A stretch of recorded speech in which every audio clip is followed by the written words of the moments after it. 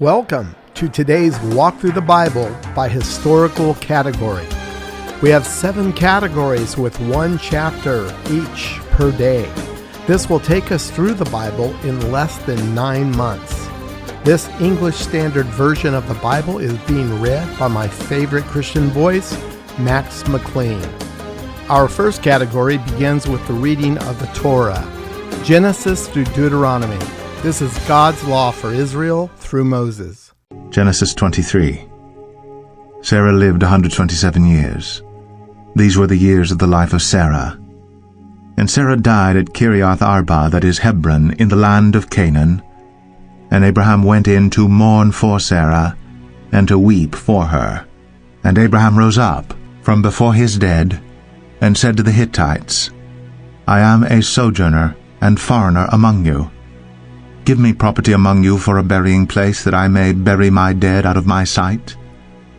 The Hittites answered Abraham, Hear us, my lord. You are a prince of God among us. Bury your dead in the choicest of our tombs. None of us will withhold from you his tomb to hinder you from burying your dead.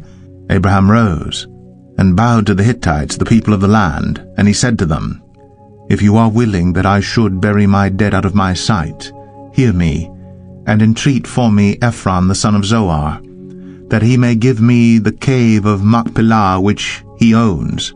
It is at the end of his field. For the full price let him give it to me in your presence as property for a burying place. Now Ephron was sitting among the Hittites, and Ephron the Hittite answered Abraham in the hearing of the Hittites, of all who went in at the gate of his city, No, my lord, hear me. I give you the field, and I give you the cave that is in it. In the sight of the sons of my people I give it to you. Bury your dead. Then Abraham bowed down before the people of the land, and he said to Ephron in the hearing of the people of the land, But if you will hear me, I give the price of the field. Accept it from me, that I may bury my dead there. Ephron answered Abraham, My lord, listen to me. A piece of land worth 400 shekels of silver? What is that between you and me? Bury your dead. Abraham listened to Ephron. And Abraham weighed out for Ephron the silver that he had named in the hearing of the Hittites, 400 shekels of silver, according to the weights current among the merchants. So the field of Ephron in Machpelah, which was to the east of Mamre, the field with the cave that was in it, and all the trees that were in the field throughout its whole area, was made over to Abraham as a possession in the presence of the Hittites, before all who went in at the gate of his city. After this, Abraham buried Sarah his wife in the cave of the field of Machpelah east of Mamre, that is, Hebron, in the land of Canaan. The field and the cave that is in it were made over to Abraham as property for a burying place by the Hittites. Our second category walks us through Israel's history, beginning with the book of Joshua through the book of Esther. Joshua 23.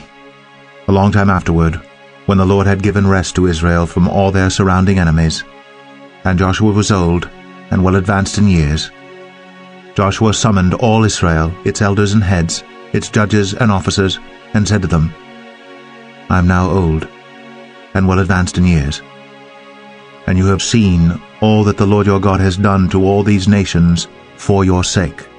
For it is the Lord your God who has fought for you. Behold, I have allotted to you as an inheritance for your tribes those nations that remain, along with all the nations that I have already cut off, from the Jordan to the great sea in the west.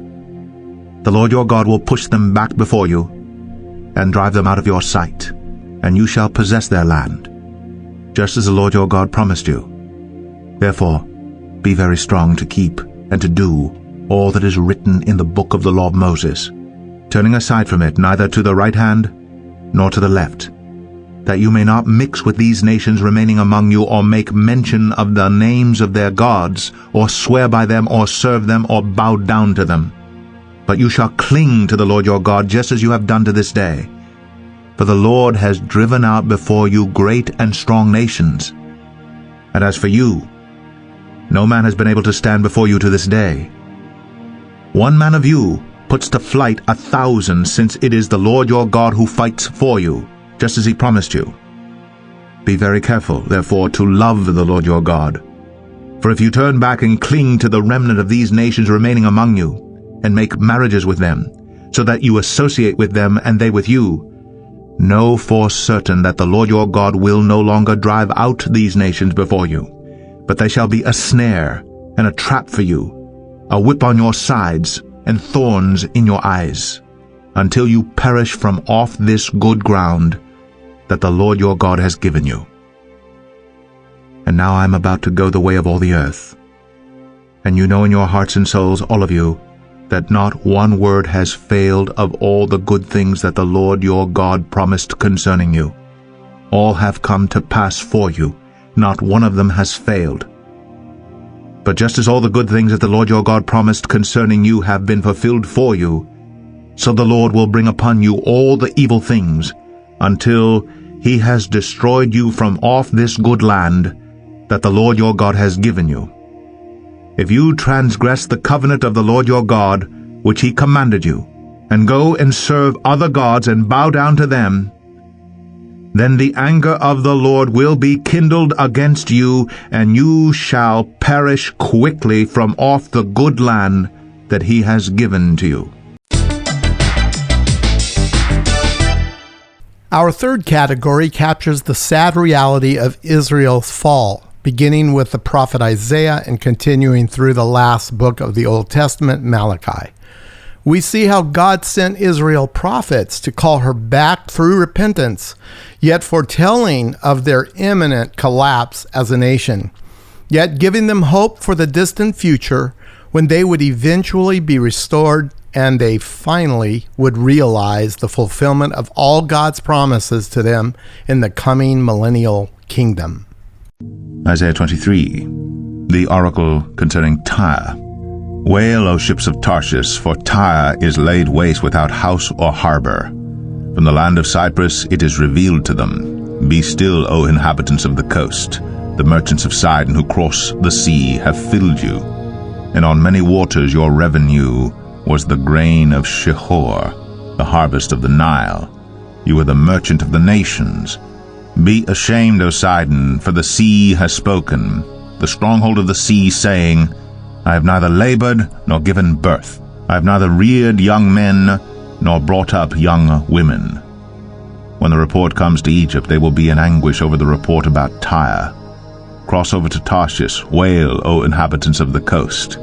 Is this your exultant city whose origin is from days of old, whose feet carried her to settle far away? Who has purposed this against Tyre, the bestower of crowns, whose merchants were princes, whose traders were the honored of the earth?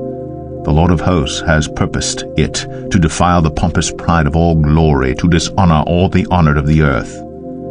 Cross over your land like the Nile, O daughter of Tarshish. There is no restraint any more. He has stretched out his hand over the sea. He has shaken the kingdoms. The Lord has given command concerning Canaan to destroy its strongholds. And he said, You will no more exult, O oppressed virgin daughter of Sidon. Arise, cross over to Cyprus. Even there you will have no rest. Behold the land of the Chaldeans. This is the people that was not. Assyria destined it for wild beast. They erected their siege towers. They stripped her palaces bare. They made her a ruin. Wail, O ships of Tarshish, for your stronghold is laid waste. In that day Tyre will be forgotten for 70 years, like the days of one king. At the end of 70 years it will happen to Tyre as in the song of the prostitute. Take a harp, go about the city, O forgotten prostitute. Make sweet melody, sing many songs, that you may be remembered. At the end of 70 years the Lord will visit Tyre, and she will return to her wages, and will prostitute herself with all the kingdoms of the world on the face of the earth. Her merchandise and her wages will be holy to the Lord. It will not be stored or hoarded, but her merchandise will supply abundant food and fine clothing for those who dwell before the Lord. Our fourth category encompasses the books of the Old Testament known as the wisdom literature. These books include Job and Psalms, Proverbs, Ecclesiastes, and the Song of Solomon. Job 23. Then Job answered and said, Today also my complaint is bitter. My hand is heavy on account of my groaning. Oh, that I knew where I might find him, that I might come even to his seat. I would lay my case before him and fill my mouth with arguments. I would know what he would answer me, and understand what he would say to me. Would he contend with me in the greatness of his power? No, he would pay attention to me. There, an upright man could argue with him, and I would be acquitted forever by my judge. Behold, I go forward, but he is not there, and backward, but I do not perceive him. On the left hand when he is working, I do not behold him. He turns to the right hand, but I do not see him. But he knows the way that I take. When he has tried me, I shall come out as gold. My foot has held fast to his steps. I have kept his way, and have not turned aside. I have not departed from the commandment of his lips. I have treasured the words of his mouth more than my portion of food. But he is unchangeable, and who can turn him back? What he desires, that he does. For he will complete what he appoints for me. And many such things are in his mind. Therefore I am terrified at his presence. When I consider, I am in dread of him. God has made my heart faint. The Almighty has terrified me. Yet I am not silenced because of the darkness, nor because thick darkness covers my face. Our fifth category takes us to the New Testament with the Gospels of Matthew, Mark, Luke, and John. Matthew 23. Then Jesus said to the crowds and to his disciples, The scribes and the Pharisees sit on Moses' seat. So practice and observe whatever they tell you, but not what they do. For they preach but do not practice. They tie up heavy burdens hard to bear, and lay them on people's shoulders, but they themselves are not willing to move them with their finger. They do all their deeds to be seen by others, for they make their phylacteries broad and their fringes long, and they love the place of honor at feasts, and the best seats in the synagogues, and greetings in the marketplaces, and being called Rabbi by others. But you are not to be called Rabbi, for you have one teacher, and you are all brothers. And call no man your father on earth, for you have one Father who is in heaven. Neither be called instructors, for you have one instructor, the Christ. The greatest among you shall be your servant. Whoever exalts himself will be humbled, and whoever humbles himself will be exalted. But woe to you, scribes and Pharisees, hypocrites! For you shut the kingdom of heaven in people's faces. For you neither enter yourselves nor allow those who would enter to go in. Woe to you, scribes and Pharisees, hypocrites! For you travel across sea and land to make a single proselyte, and when he becomes a proselyte, you make him twice as much a child of hell as yourselves. Woe to you, blind guides, who say, If anyone swears by the temple, it is nothing, but if anyone swears by the gold of the temple, he is bound by his oath. You blind fools, for which is greater, the gold or the temple that has made the gold sacred? And you say, If anyone swears by the altar, it is nothing, but if anyone swears by the gift that is on the altar, he is bound by his oath. You blind men, for which is greater, the gift or the altar that makes the gift sacred? So whoever swears by the altar swears by it and by everything on it, and whoever swears by the temple swears by it and by him who dwells in it. And whoever swears by heaven swears by the throne of God and by him who sits upon it. Woe to you, scribes and Pharisees, hypocrites! For you tithe mint and dill and cumin, and have neglected the weightier matters of the law, justice and mercy and faithfulness.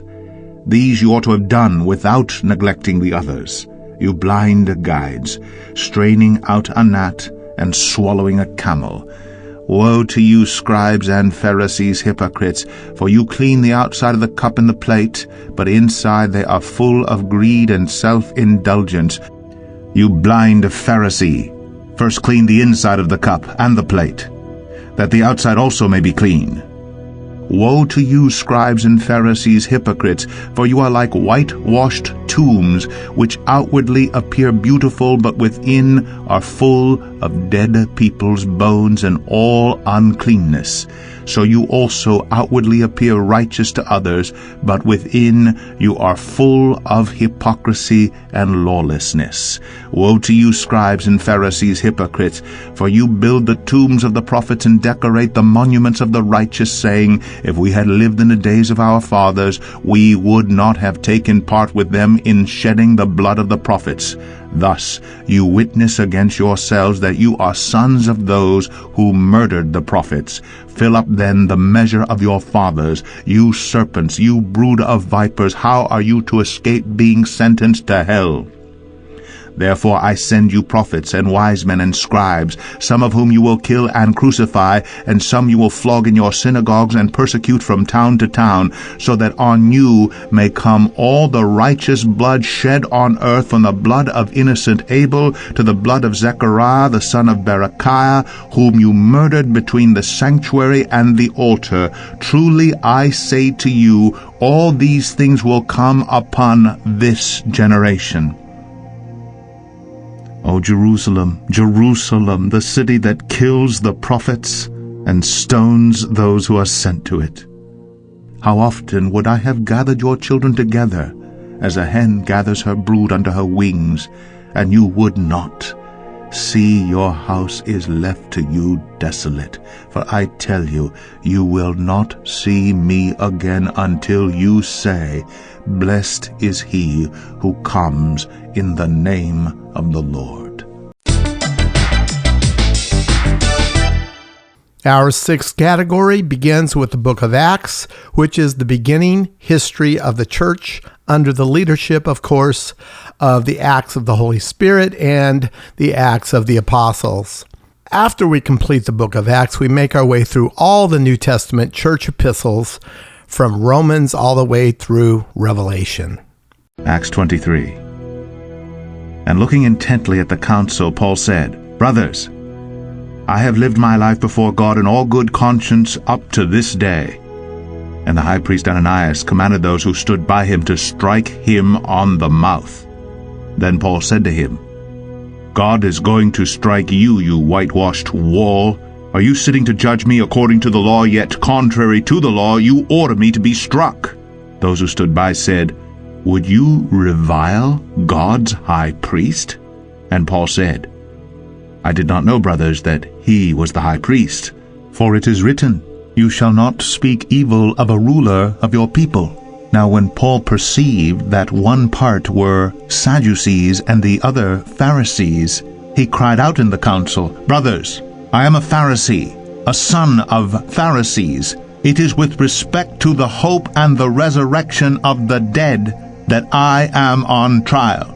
And when he had said this, a dissension arose between the Pharisees and the Sadducees, and the assembly was divided.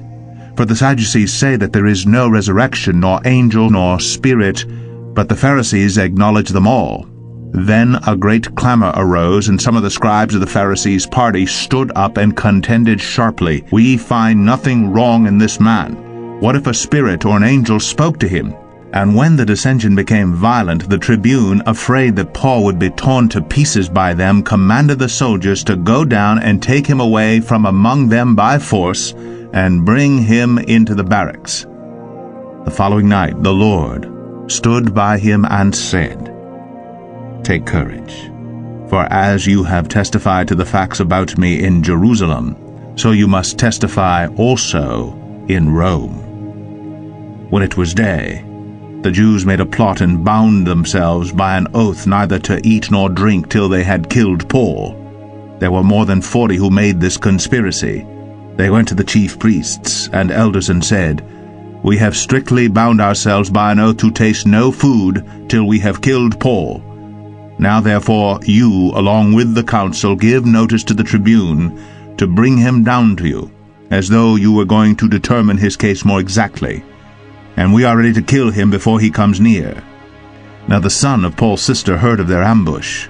So he went and entered the barracks and told Paul. Paul called one of the centurions and said, "Take this young man to the tribune, for he has something to tell him." So he took him and brought him to the tribune and said, "Paul, the prisoner called me and asked me to bring this young man to you, as he has something to say to you."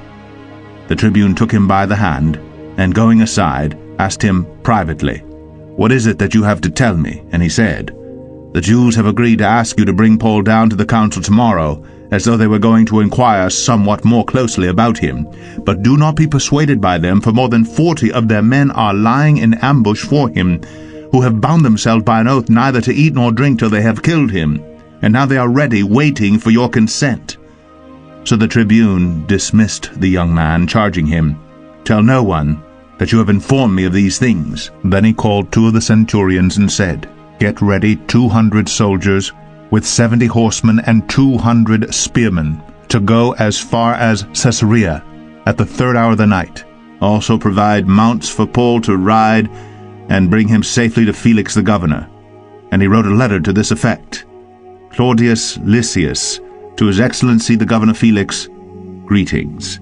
This man was seized by the Jews and was about to be killed by them when I came upon them with the soldiers and rescued him, having learned that he was a Roman citizen.